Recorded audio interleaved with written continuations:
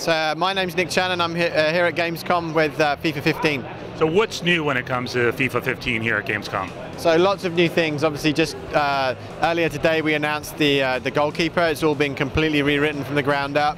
Goalkeepers now much more intelligent, able to really make their decisions much more on the fly. We can branch animations out at any time. You know, so they look a lot better as well. But lots of other things. You know, the game this year, we've done a lot of work. We've rewritten our dribbling system. We've reworked all ball touches. We've also reworked just more responsiveness and fluidity. So the game really feels completely different in a very good way. We got quite a bit of feedback last year where it felt sluggish at times, so we really worked on that to really change the feeling of the game.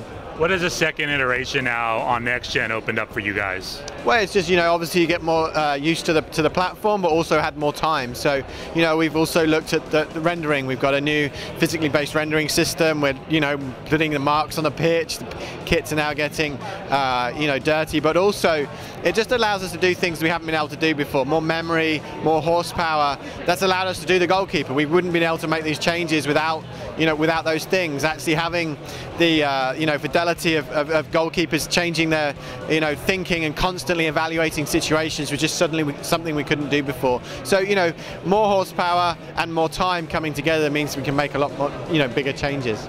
Scoring automatically was challenging in this game. What is the goalkeeper now going to do when it comes to being able to score in this game?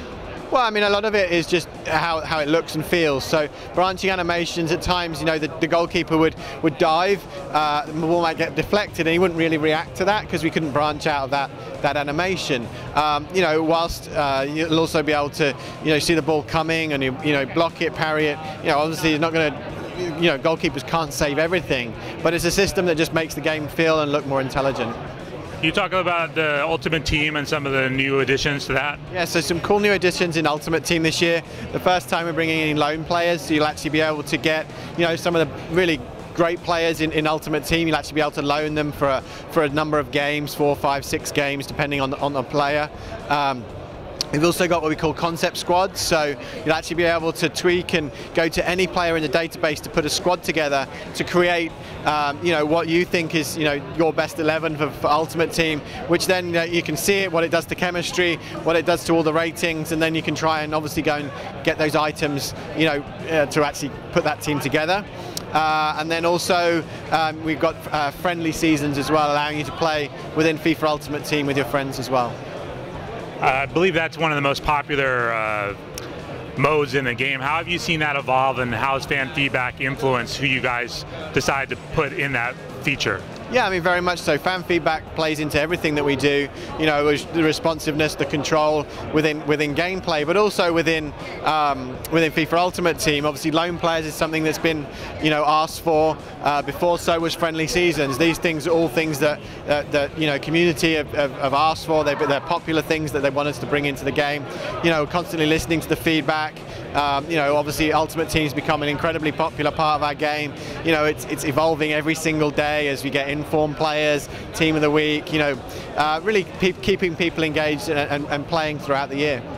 How do you see this being a World Cup year? How does that particular year influence sales, especially for a country like the US that isn't necessarily soccer crazy? Yeah, well, I mean, we've seen great growth in the US market over the last 4 years, and I think a lot of that was really kick-started with the last World Cup. You know, we obviously delivered a World Cup game, and we see a lot of people that bought that game then transitioned into the main FIFA product and are still playing today.